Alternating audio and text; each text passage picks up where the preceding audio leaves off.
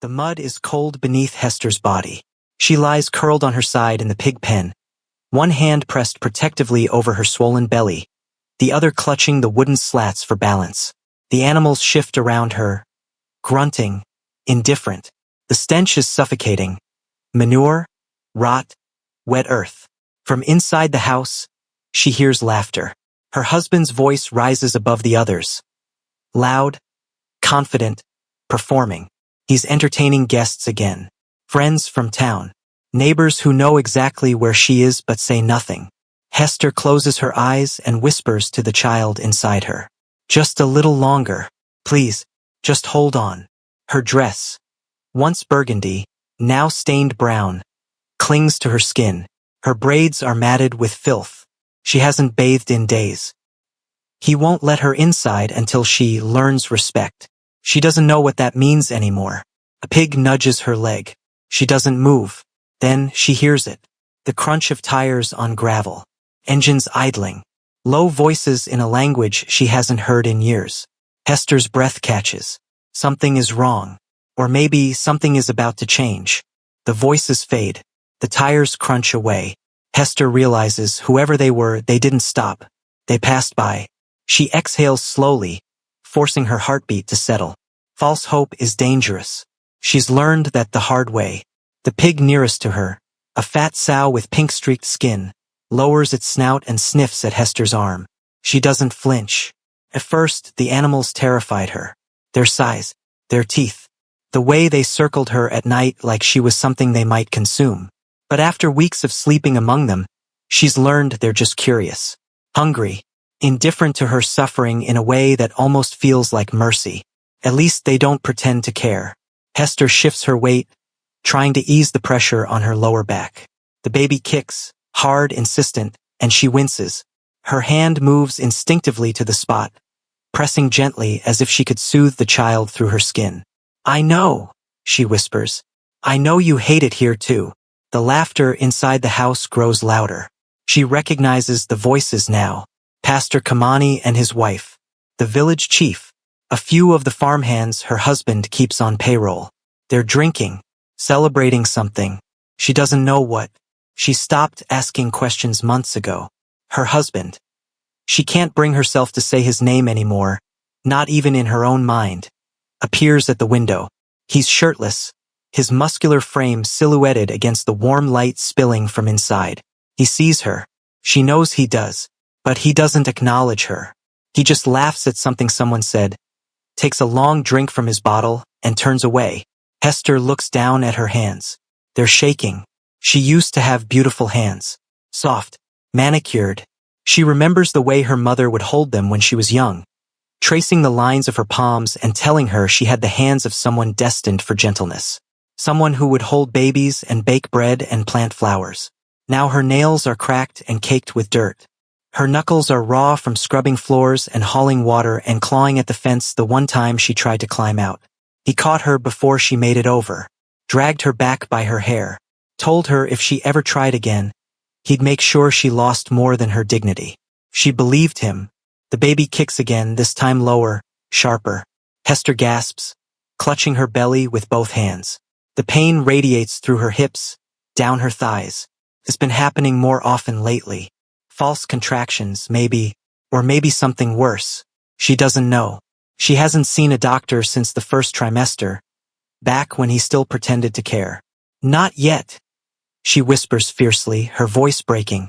Please, baby, not yet, not here, because if she goes into labor in this pen, surrounded by filth and animals and no help, she knows what will happen. She's seen it before growing up in the countryside. Women who gave birth alone. Women whose bodies couldn't handle it. Women who bled out in silence while the world moved on without them. She will not let that be her story. She will not let that be her child's beginning. Hester presses her forehead against the wooden slat, closing her eyes. She tries to remember what it felt like to be clean, to be warm, to be treated like a human being. It's getting harder. The door to the house swings open, and her husband steps out onto the porch. He's still shirtless, his skin gleaming with sweat under the dim outdoor light. He lights a cigarette, takes a long drag, and finally looks at her. You still awake? He calls out, his voice casual, almost amused. Hester doesn't answer. She's learned that silence is safer. He walks toward the pen, boots crunching on the dry grass. When he reaches the fence, he leans against it, smoking lazily, studying her like she's something he owns but hasn't decided what to do with yet. Pastor Kamani asked about you, he says. Wanted to know why you weren't inside. Hester's throat tightens. She keeps her eyes down. I told him you were feeling unwell, that you preferred the fresh air. He laughs short, sharp. He believed me. They always do. She digs her nails into her palms, forcing herself to stay still. You know what your problem is? He continues, flicking ash through the slats. You don't know how good you have it. Roof over your head. Food when I decide you've earned it. A man willing to tolerate your disrespect. Hester's jaw clenches. She wants to scream. She wants to tell him that this pen, this humiliation, this slow erasure of everything she used to be, is not mercy. This cruelty dressed up as discipline. But she doesn't, because the last time she spoke back, he didn't let her eat for 3 days. And she has more than herself to think about now. He finishes his cigarette and flicks the butt into the pen. It lands near her foot, still smoldering. Get some sleep, he says, turning away. You'll need your strength tomorrow. Lots of work to do. He walks back toward the house, and the door slams shut behind him. Hester waits until she's sure he's gone. Then she picks up the cigarette butt and crushes it into the mud. She lies back down, curling around her belly, and starts counting. 1, 2, 3, 4. It's a trick she learned as a child. When things got bad, when her father's world became too loud, too violent, too unpredictable, her mother would tell her to count, to focus on something small and controllable until the chaos passed. 5, 6, 7, 8. She counts her breaths. She counts the baby's kicks. She counts the hours until dawn when maybe, he'll let her inside to wash her face and drink clean water. 9, 10, 11, 12. And then she stops, because she hears it again. The sound of tires on gravel. Closer this time. Slower. Hester sits up, heart pounding, and peers through the slats. 3 black SUVs roll to a stop just outside the compound. The engines cut off. The headlights stay on. No one gets out. Not yet. Hester's breath comes fast and shallow. She doesn't know who they are. She doesn't know what they want. But something deep in her chest, something she thought had died months ago, flickers to life. Hope. Or maybe it's just fear wearing a different face. Either way, she can't look away. The SUVs sit in silence, their headlights cutting through the darkness like searchlights. Hester watches, hardly daring to breathe. Minutes pass. Nothing moves. Then, as quietly as they arrived, the engines restart and the vehicles roll away, disappearing down the dirt road. Hester slumps against the fence, disappointment flooding through her so intensely it feels like nausea. She doesn't know what she expected. Rescue doesn't come to women like her. Women who made the wrong choice. Women who ignored every warning sign until it was too late. She thinks about the first time she saw him. It was at a market in Nairobi 3 years ago. She'd been buying vegetables for the small apartment she shared with 2 other girls, trying to stretch her modest savings as far as they would go. She'd left home young. Too young, probably. Desperate to escape the suffocating weight of a life she didn't understand and a father whose business she wasn't supposed to know about. He was standing by a fruit stall, laughing with the vendor, his smile so warm and genuine it made something in her chest loosen. When he caught her staring, he didn't look away. He walked over, introduced himself, and offered to carry her bags. She should have said no. But he had kind eyes. Or at least she thought they were kind. He talked about his dreams of owning land, of building something real with his own hands, of finding a woman who understood the value of hard work and family. He didn't ask about her past. He didn't push. He just showed up, day after day, with that same easy smile, until spending time with him felt like breathing. When he proposed 6 months later, she said yes without hesitation. She told herself she was lucky, that she'd found someone who wanted her for herself, not for the name she'd spent years running from. The wedding was small. She didn't invite anyone from her old life. He said his family would be her family now, and that sounded like freedom. It wasn't. The first few months were sweet. He'd wake her with tea and kisses, pull her close at night and whisper about the children they'd have, the life they'd build. He bought her small gifts, a bracelet, a new dress, flowers from the roadside. He called her his queen, his heart, his everything. But there were moments, small ones at first. The way his jaw would tighten when she mentioned wanting to work. The silence that would settle over him when she talked about visiting friends. The questions about where she'd been, who she'd spoken to, why she'd taken so long at the market. She told herself he was protective, that he cared. Then came the first rule. He didn't call it that, of course. He framed it as concern. He said the city wasn't safe for a woman alone, that she should stay home unless he was with her. That he'd handle the shopping, the errands, the outside world. She could focus on making their house a home. She agreed. It seemed reasonable. The second rule came a month later. She'd been on the phone with one of her old roommates when he walked in. He didn't raise his voice. He just took the phone from her hand, ended the call and explained, calmly, rationally, that her past was behind her now. That those friendships would only pull her backward. That she needed to focus on their future, not on people who didn't understand what they were building together. She cried that night. He held her, stroked her hair, and promised he was doing this because he loved her, because he wanted to protect her from people who might hurt her or lead her astray. She believed him. The third rule, the fourth, the fifth. They accumulated so gradually she didn't notice the cage forming around her until the door had already locked. Don't wear that dress, it's too revealing. Don't smile at the shopkeeper. It's disrespectful to me. Don't question where the money goes, that's my responsibility. Don't raise your voice, that's not how a good wife behaves. Don't leave the house without permission. Don't speak unless spoken to. Don't. By the time she realized what was happening, she had nowhere to go. He'd moved them to this rural compound 6 months into the marriage, far from the city, far from anyone she knew. He controlled the money, the transportation, the phone. Her world shrank to the size of their property, and even that space wasn't truly hers. The first time he hit her, she was 4 months pregnant. She'd burned the ugali. It was an accident. She'd been feeling nauseous all day, struggling to keep food down, and she'd lost track of time. When he came in and saw the blackened pot, his face went blank. Not angry, just empty. He walked over, took the pot from the stove, and threw it across the room.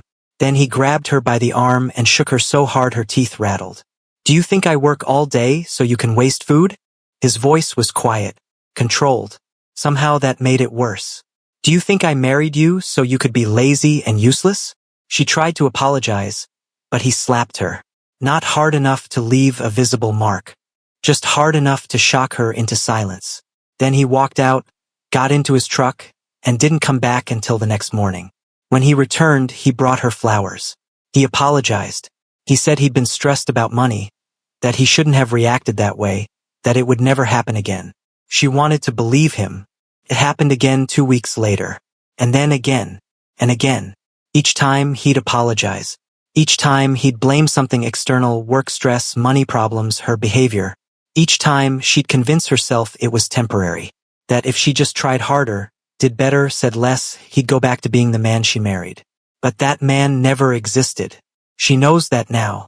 The man she married was a performance. A mask worn long enough to trap her, and then discarded once escape became impossible. The baby kicks, pulling her back to the present. Hester shifts in the mud, trying to find a position that doesn't make her back scream. She wonders if her daughter, she's certain it's a daughter, though she has no real way of knowing, will remember this. If somehow, even in the womb, the child is absorbing this suffering, learning that love looks like cruelty and silence is survival. She can't let that happen. She won't. Inside the house, the guests are finally leaving. She hears car doors slamming, engines starting, voices calling out goodbyes. The compound falls quiet again. Her husband will come out soon. He always does after guests leave, drunk enough to be unpredictable, sober enough to be calculated. Hester closes her eyes and counts again. 1, 2, 3, 4. She counts the days since she last felt safe. The months since she last laughed. The years since she last heard her real name spoken aloud by someone who knew where she came from. 5, 6, 7, 8. She counts the promises she made to herself that she's already broken.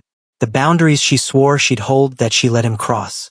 The version of herself she used to be, now so distant she can barely remember her face. 9, 10, 11, 12. And then she stops counting. Because the black SUVs are back. This time they don't leave. This time the doors open. Men step out.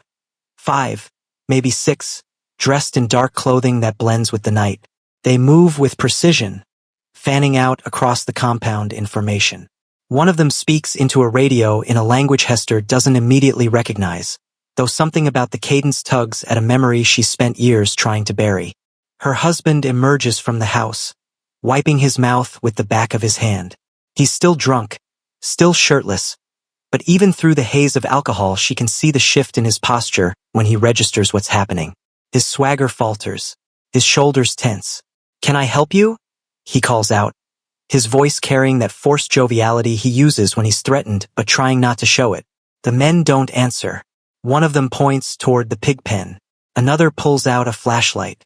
Hester's heart hammers against her ribs. She doesn't know whether to hope or hide. Before she can decide, her husband is walking toward the pen, moving faster now, positioning himself between the strangers and her. For a moment, just a flash, she wonders if he's protecting her. If some part of the man she thought she married might still exist. Then he speaks. She's fine, just being dramatic as usual. Women, you know how they are when they're pregnant. He laughs, but it sounds hollow. She insisted on sleeping out here, said the house was too hot. I tried to tell her. One of the men raises a hand, cutting him off mid-sentence. The silence that follows is absolute. Hester has learned to read silence. She's become fluent in it over the past year, the way prisoners learn to interpret the footsteps of their guards. This silence isn't empty. It's loaded, dangerous. The man with the flashlight approaches the pen. The beam catches Hester's face, and she squints against the brightness. She wants to look away, to hide the evidence of what she's become, but something stops her. Some stubborn part of her that refuses to feel shame for crimes she didn't commit. The man's face changes. His jaw tightens. He says something sharp in that same unfamiliar language, and the others converge on the pen. Her husband starts talking faster now, his words tripping over each other. Listen, I don't know who you are or what you think you're doing, but this is my property. That's my wife. You have no right. Your wife. The words come from behind him, spoken in English so clean and cold it could cut glass. Hester's husband spins around. A seventh man has emerged from the lead vehicle, older than the others, impeccably dressed despite the late hour, moving with the kind of authority that doesn't need to announce itself. Something about him makes Hester's breath catch. Not fear. Recognition, though she can't place from where. Yes, her husband says, drawing himself up to his full height. My wife. And I don't appreciate strangers showing up at my home in the middle of the night, shining lights at her, making her uncomfortable. Uncomfortable. The older man repeats the word like he's tasting it, testing its weight. He looks at Hester, really looks at her, and something flickers across his face too quickly for her to read. Is that what you call this? Hester's husband follows his gaze to the pen, seeming to see it for the first time through someone else's eyes. The mud, the animals, the pregnant woman curled in the filth. For just a second, his confidence wavers. But he recovers quickly. He always does. You don't understand our culture, he says, his voice taking on that patronizing tone he uses when he's explaining why things have to be the way they are. This is discipline. This is how we teach respect in our community. The elders approve. The pastor knows. Everyone understands that a man has to maintain order in his home. It's true. They do understand. Or at least they pretend to. Hester has watched the community justify her suffering with the same practiced ease her husband uses to inflict it.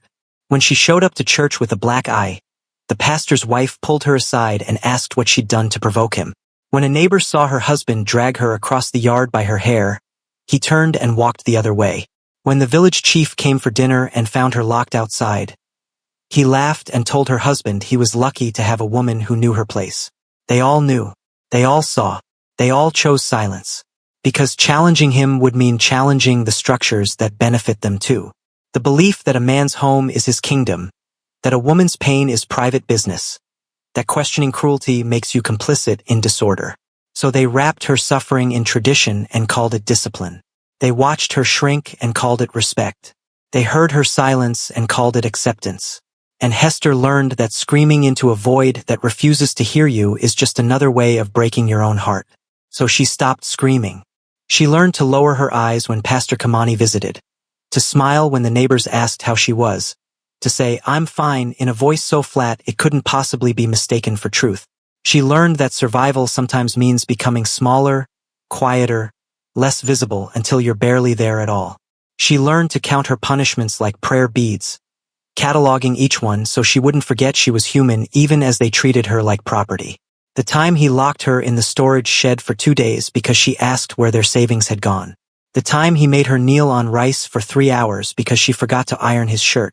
The time he destroyed all her photographs, the only images she had of her mother, because she was living in the past instead of focusing on her duties. Each punishment came with a lesson. Each lesson came with a witness who saw and said nothing. Each silence drove her further into herself, until the woman she used to be felt like a story someone else had told her once, in another lifetime. The baby became her only tether to the belief that she mattered, that someone somewhere needed her to survive. So she swallowed her voice and her pride and her rage, and she endured. But endurance has a cost. She can feel it now. The hollow place where her hope used to live, the numbness spreading through her chest like frost, the way her mind has started to fracture under the weight of sustained cruelty. She catches herself having conversations with people who aren't there. She loses time, blinking awake to find hours have passed without her noticing. She forgets what day it is, what month, sometimes even what year. She's collapsing inward, imploding, becoming the ghost he's always treated her as. And the worst part, the part that terrifies her more than his fists or his words or his systematic destruction of everything she used to be, is that some days she forgets to fight it. Some days, she looks at her reflection in the water trough and doesn't recognize the woman staring back, and she thinks, maybe he's right. Maybe this is all I deserve. Maybe I did something to earn this. Maybe I'm not worthy of anything better. Those are the days that scare her most, because she knows intellectually that thinking this way means he's winning, that internalizing his cruelty is exactly what he wants, that believing his lies about her worth is the final stage of her erasure. But knowing doesn't stop the thoughts from coming. The older man is still staring at her husband, his expression unreadable. When he finally speaks again, his voice is quieter, but somehow more dangerous for it. Your community, he says slowly, is about to learn what happens when discipline becomes torture, when authority becomes tyranny, when a man mistakes his wife's silence for consent instead of recognizing it for what it truly is. And what's that? Her husband challenges, though his voice has lost its edge. The older man's eyes are black ice. Survival. The word hangs in the air between them like a blade.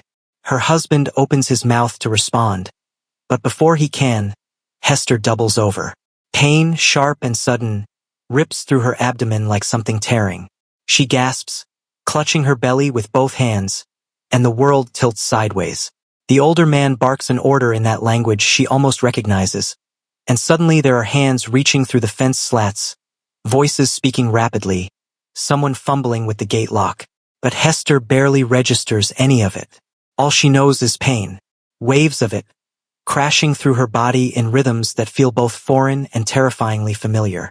Her legs give out and she collapses into the mud, curling around her stomach, trying to protect the life inside her even as her own body seems determined to expel it. Not now. Please, not now. This isn't the first time. 3 days ago, she woke before dawn to cramping so severe she couldn't stand. She'd pressed her back against the fence and breathed through it, counting seconds between contractions that eventually faded into dull aches. False labor, probably. Her body practicing for something it might not survive. Yesterday, the pain came back stronger. Sharp stabs that radiated from her pelvis down through her thighs, accompanied by pressure so intense she felt like she might split open. She'd managed to crawl to the water trough the animals drink from and splash lukewarm water on her face, whispering promises to the baby that everything would be fine, even though she knew it was a lie. She hasn't eaten a full meal in 4 days. Her husband brings her scraps when he remembers. Half a chapati, cold beans, once a bruised mango that she devoured so quickly she made herself sick. The dehydration is worse. Her lips are cracked and bleeding. Her urine is dark amber when it comes at all. Her head swims every time she tries to stand. Her body is shutting down. She knows this.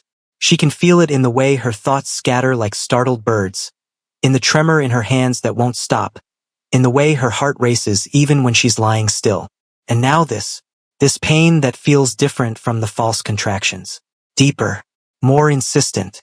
Please, she whispers to her belly, tears streaming down her filthy cheeks. Please hold on, just a little longer. I know it's bad. I know you're scared. I'm scared too. But please, baby, please don't come yet. Not here. Not like this. Through the haze of pain, she hears her husband's voice rising in pitch, growing defensive. He's explaining something to the men, gesturing, his words coming faster. But she can't focus on what he's saying because another contraction is building, tightening around her middle like a fist. She tastes copper, blood.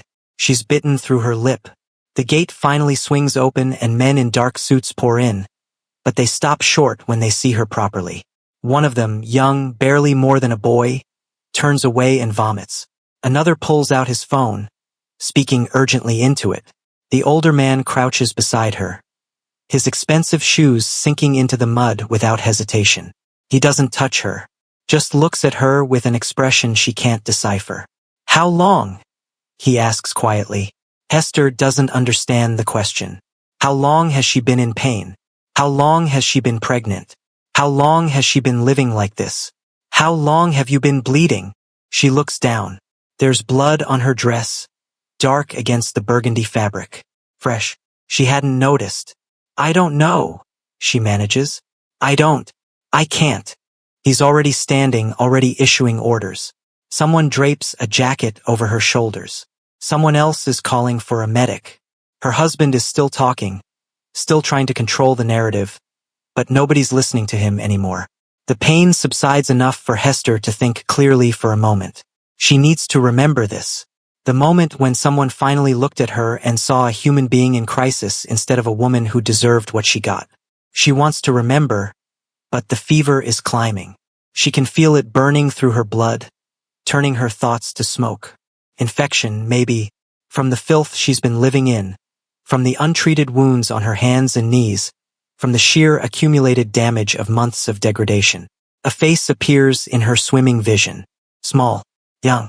The neighbor's daughter, maybe 8 years old, is peering through the fence where the men haven't blocked the view. The girl's eyes are enormous, reflecting horror and something else. Recognition, perhaps. The understanding that what's happening to Hester could happen to anyone. Their eyes meet. The girl's hand comes up to her mouth.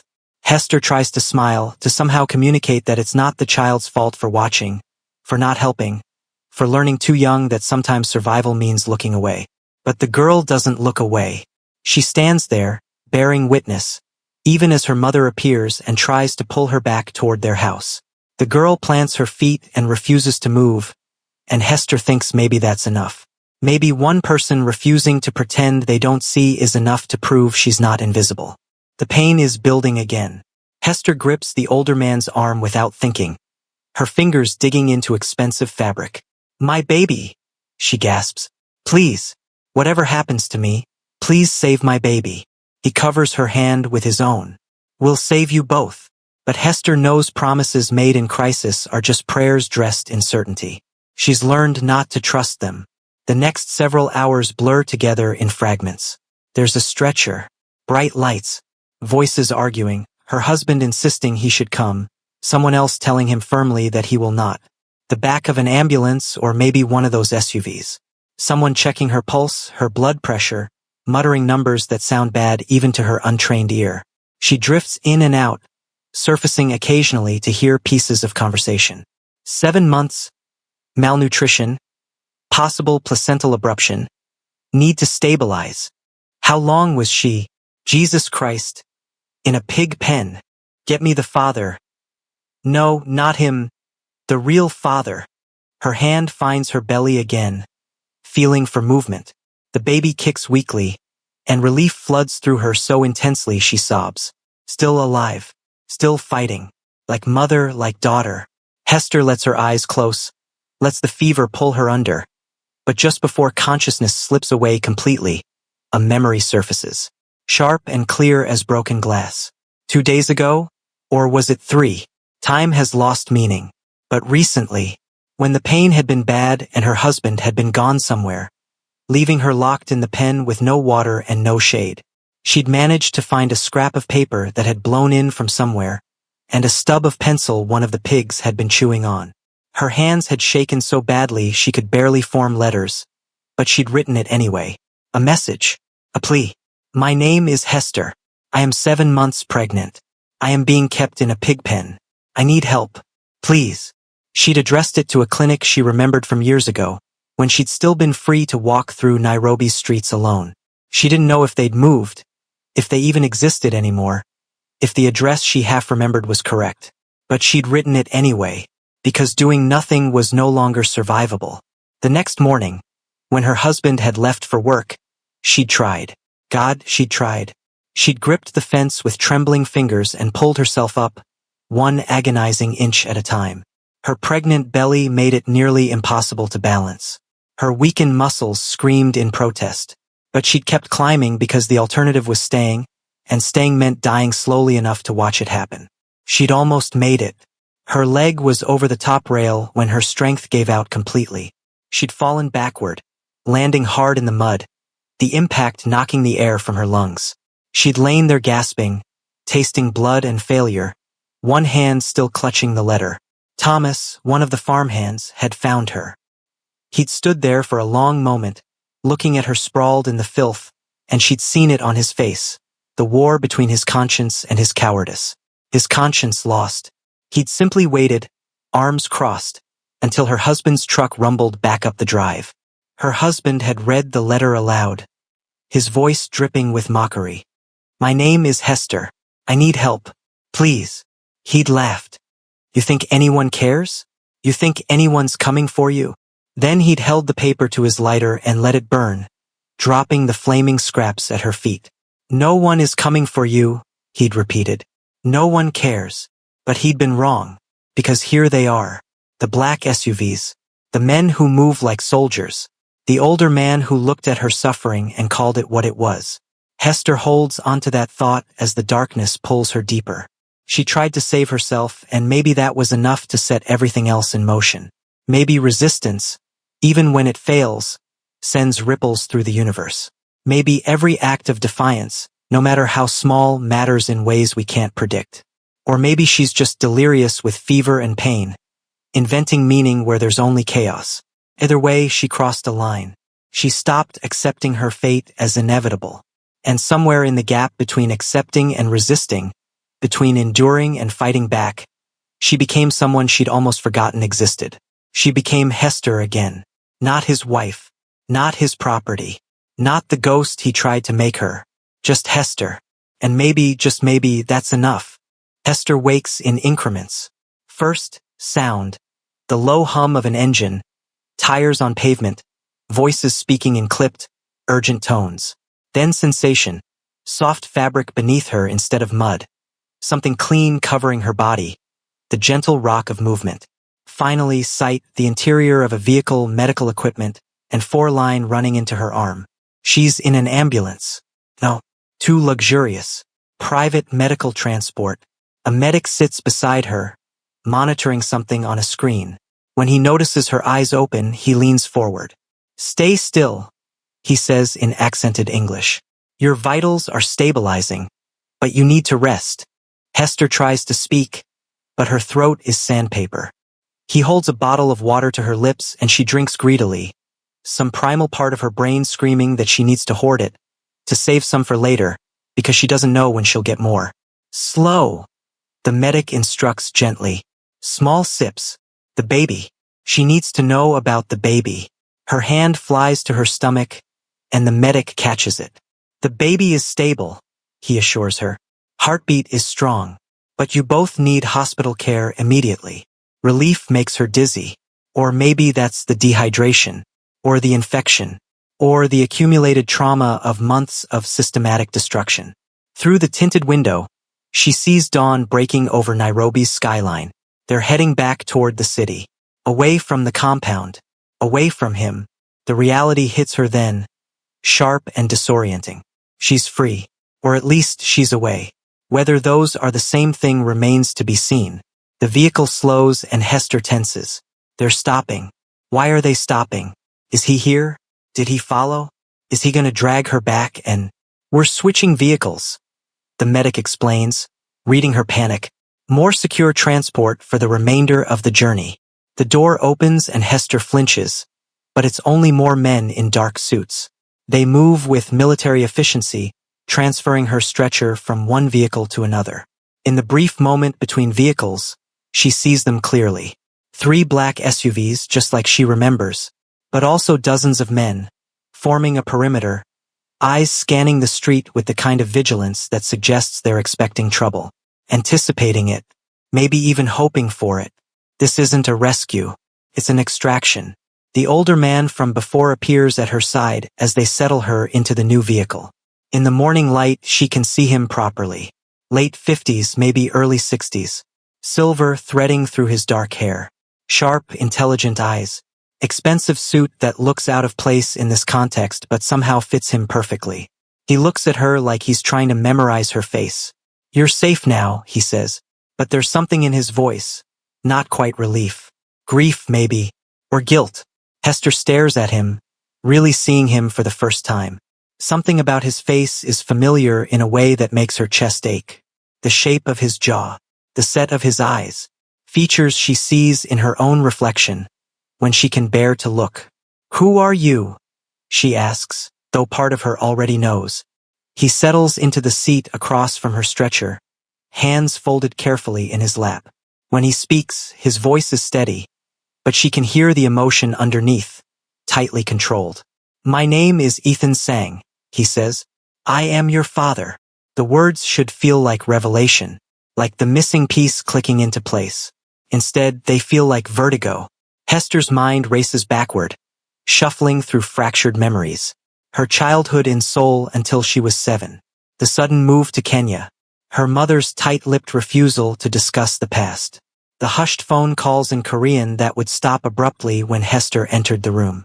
The way her mother would sometimes look at her with such profound sadness, as if Hester's very existence was a wound that wouldn't heal.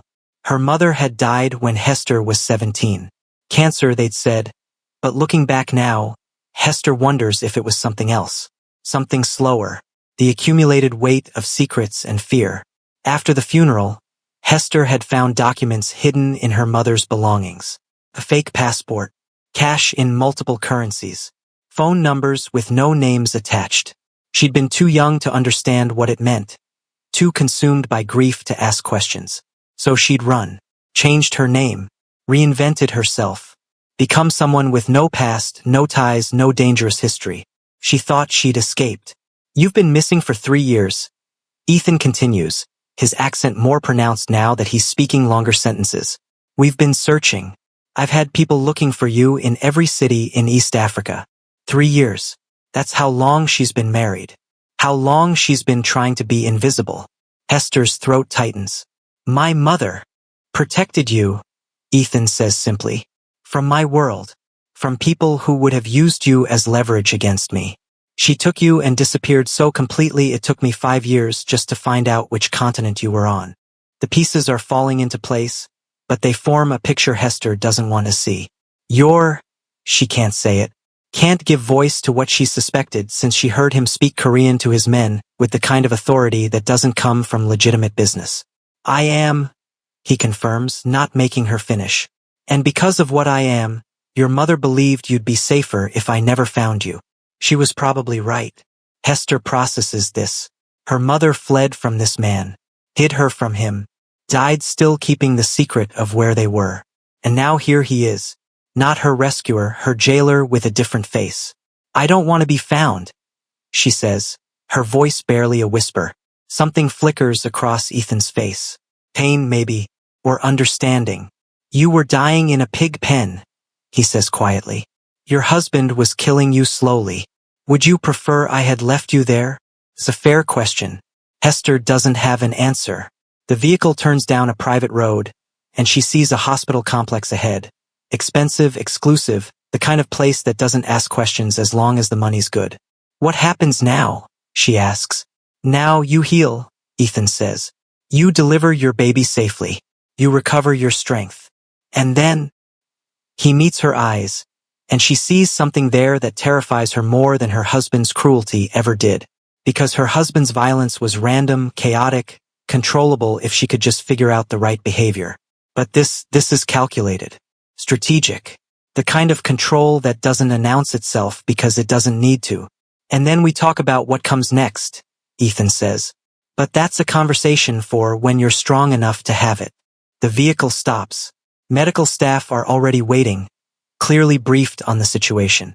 They converge on the vehicle with practiced efficiency. As they prepare to move her, Hester's eyes land on something outside the window.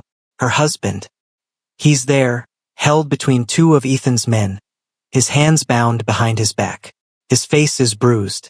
His expensive shirt is torn. His eyes, when they meet hers through the glass, are wild with panic. For the first time in a year, she sees fear in them. He's saying something, mouth moving frantically, but she can't hear the words through the glass. Ethan follows her gaze and his expression goes cold.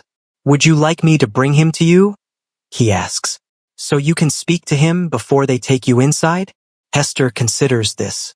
There are things she could say, accusations she could hurl, pain she could try to inflict with words since she was never allowed to inflict it any other way.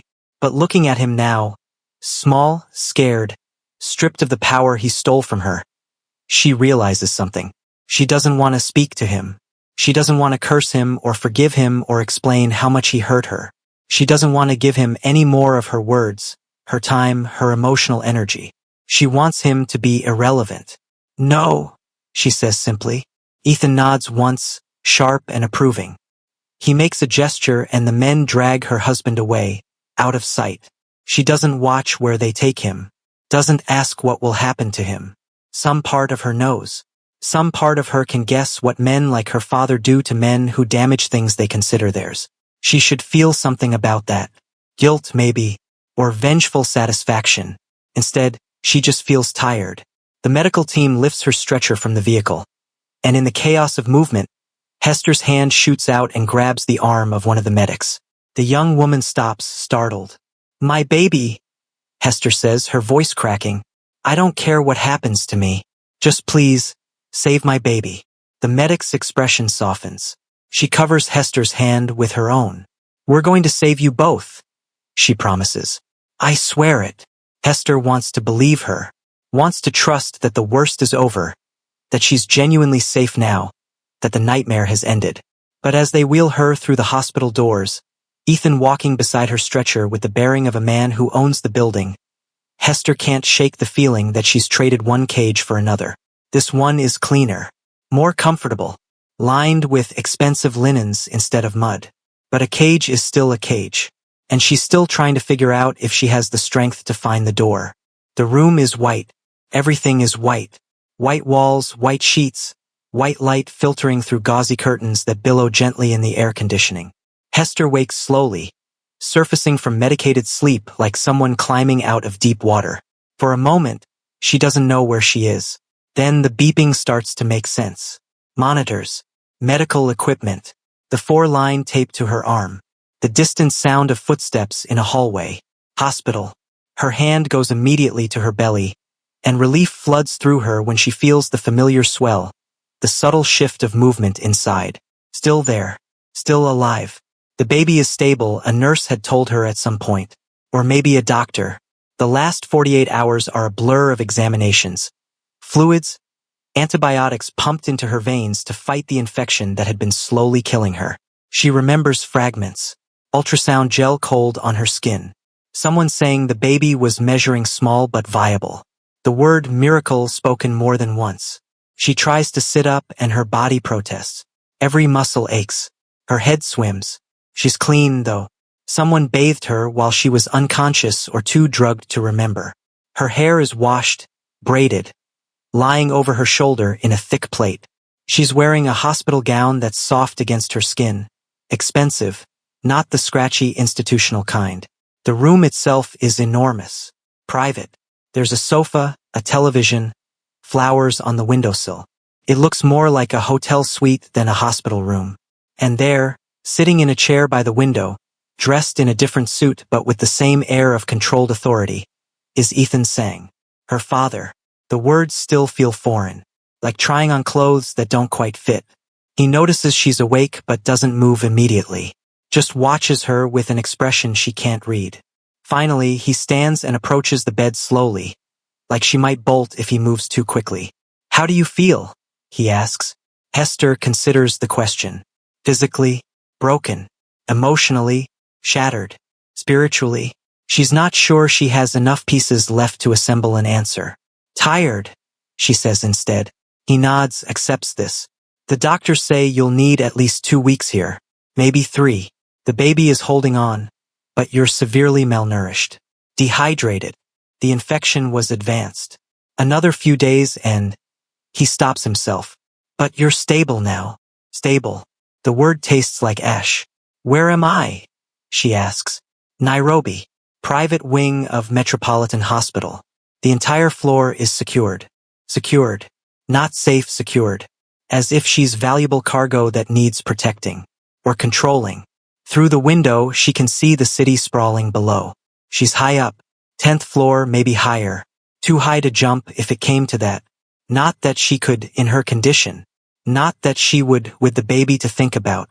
Always the baby. Her only tether to choosing life over the void.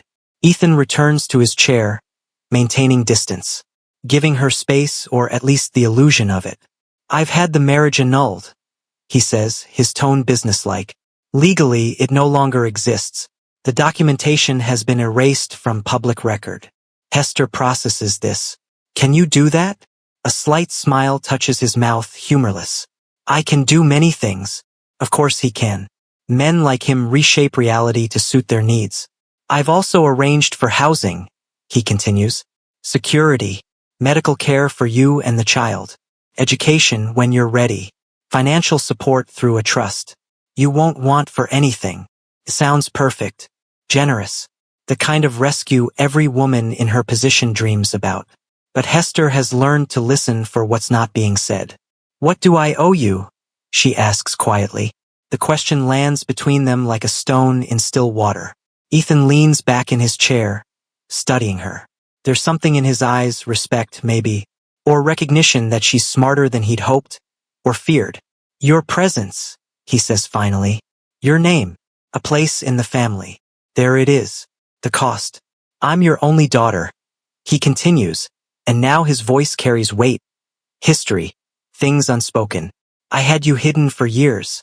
Your mother took you when you were 7 and disappeared so completely it took me nearly 2 decades to find even a trace of you. She did it because being associated with me meant danger. Rival families would have used you as leverage. Still would, if they knew you existed." Hester listens, her heart pounding. "Your marriage." He pauses, jaw tightening. "We're still investigating whether it was random misfortune or if someone placed him in your path deliberately. Either as a trap or because you were running from something and he seemed like shelter." The room feels smaller suddenly. The white walls pressing in. "I don't want to be found," Hester says. "By anyone. I spent 3 years trying to be invisible. And look where that got you." The words are harsh, but his tone isn't cruel. Just factual. "Everything you and the child will need is yours," Ethan says. "Protection. Resources. A name that carries weight. No one will ever touch you again. Because I'll belong to you instead." He doesn't deny it. Hester's hands twist in the white sheets. She thinks about the pig pen, the mud, the suffocating feeling of being owned by a man who saw her as property. And now here's another man, offering her a different cage. Cleaner, more comfortable, but still bounded by walls she didn't choose. "What about him?" she asks, her voice carefully neutral. Ethan knows exactly who she means. "He's alive," he says flatly. "Barely." Hester should feel something. Relief, maybe, or guilt, or that dark satisfaction that comes from knowing someone who hurt you has finally been hurt back. Instead, She feels nothing.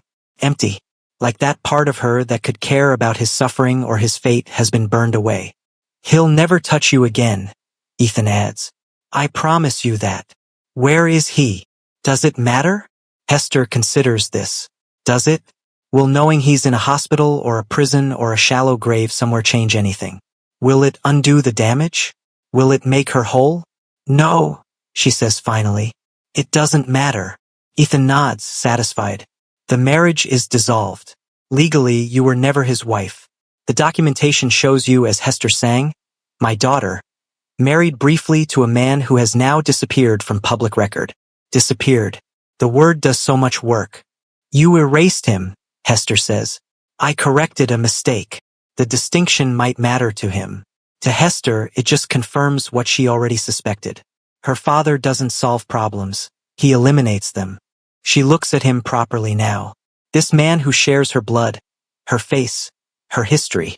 This stranger who has orchestrated her rescue but frames it as reclamation. I don't want to be seen, she says quietly, but firmly. I don't want to be part of your world. I don't want people knowing who I am or who you are to me. I want to disappear. Ethan's expression hardens. You think you can survive alone? With a child? In a world that eats women like you alive? I survived in a pig pen, Hester says, and her voice doesn't shake. I can survive anywhere. The words hang between them. A challenge. A declaration. Ethan studies her for a long moment.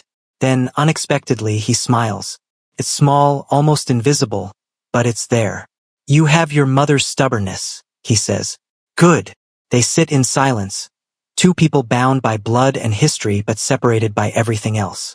Finally, Ethan leans forward, elbows on his knees, and when he speaks again, his voice has changed. Less authority, more negotiation. What do you want? He asks. Hester has spent so long not being allowed to want anything that the question feels like a trap. But she forces herself to think, to imagine, to reach for something beyond mere survival. The Sang name, she says slowly, working it out as she speaks, for legal protection, so no one will touch me or my child. But that's all. I don't want involvement in your business. I don't want to be seen at your side. I don't want to be used as a symbol or a piece in whatever game you're playing. Ethan listens without interrupting. Education, she continues. Medical care. Funded through a trust, not direct payments I'd have to beg for. No strings attached. No leverage you can hold over me. Agreed. And I'll see you once a year, Hester says. One meeting. That's all you get. You can know I'm alive. Know your grandchild is healthy. But after that, I choose my own life. Ethan sits back, considering. She can see him calculating, weighing costs and benefits, deciding if this is acceptable or if he'll push for more. Finally, he nods. I don't need your loyalty, he says. I just need to know you're alive. It's not freedom. Not really. But it's closer than she's been in years. One more thing, Hester says. My child never knows about any of this. Not the pig pen. Not what happened. Not your world. Not until they're old enough to choose whether they want that knowledge. Fair enough. They shake on it. His hand engulfs hers, warm and solid and carrying the weight of promises that might be kept or might be broken, depending on circumstances she can't predict. But for now, it's enough. The weeks pass in a blur of medical care and cautious healing. Hester's body slowly remembers what it's like to be fed, to be clean, to be treated with basic human dignity. The baby grows stronger. The doctors become cautiously optimistic. Ethan visits once more before she's discharged. He brings paperwork, the trust documents, legal protection orders, proof that she's been erased from her husband's life as completely as he's been erased from public record. He also brings a key. Apartment in Kilimani, he says. Modest. Safe. Yours. Hester takes the key. It's warm from his pocket. Thank you, she says, and means it, even though she knows thanks aren't really what this is about. He nods once, stands, and pauses at the door. Your mother would be proud of you, he says quietly, for surviving, for fighting back. Then he's gone, and Hester is left alone with the key and the strange, fragile feeling of having negotiated her own terms for once. 3 months later, Hester stands in a modest apartment in Kilimani, Sunlight streaming through windows she can open whenever she wants. The space is small but hers. Paid for but not controlled. She has a bank account with money she didn't have to beg for. She has groceries in her fridge. She has locks on her doors that only she has keys to. And in her arms, wrapped in a soft yellow blanket, she has her daughter. The baby is small, born at 36 weeks, underweight but healthy, with a crown of dark hair and eyes that haven't decided their color yet. She makes small sounds, her tiny fist wrapped around Hester's finger with surprising strength. A nurse had come to check on them earlier, the same one who'd been present at the birth. Kind woman, gentle hands. She'd helped Hester through the final terrifying hours of labor, and now she's helping with the paperwork. Name for the birth certificate? The nurse asks, pen poised. Hester looks down at her daughter, this tiny person who fought so hard to survive, who held on through malnutrition and infection and circumstances that should have killed them both. She thinks about her father's name, heavy with history and violence. She thinks about her husband's name, which she can barely remember now and wouldn't give her child even if she could. And she thinks about her mother, the woman who gave up everything to protect her, who fled with nothing but her daughter and her determination, who kept secrets that must have eaten her alive from the inside, who loved Hester completely, without condition, even when loving her meant a life of looking over her shoulder. Grace, Hester says softly. Her name is Grace. The nurse writes it down. Grace sang. No middle name, no father listed, just Grace. A fresh start, a clean page, a chance to be someone new. Hester lifts the baby to her shoulder, breathes in that impossible newborn smell, and feels her lips curve into something she hasn't felt in so long she almost doesn't recognize it. A smile. Real. Unforced. Hers. Hello, Grace, she whispers. Welcome to our life. This is going to be different than mine was. I promise you that. You're going to know you're loved. You're going to know you're safe. And you're never, ever going to inherit my silence. The baby makes a small sound. Agreement maybe, or just gas, and Hester laughs. Actually laughs. The sound feels rusty, unpracticed but genuine. Outside, Nairobi hums with life. Inside, Hester sang. Survivor, mother, woman who negotiated her own terms, begins the slow work of becoming whole again. It won't be easy. The trauma doesn't just evaporate. The nightmares still come. Some days she can barely get out of bed. But she's free. Or at least she's free enough. And for now, with her daughter in her arms and sunshine on her face and locks on her doors that only she controls, that's everything.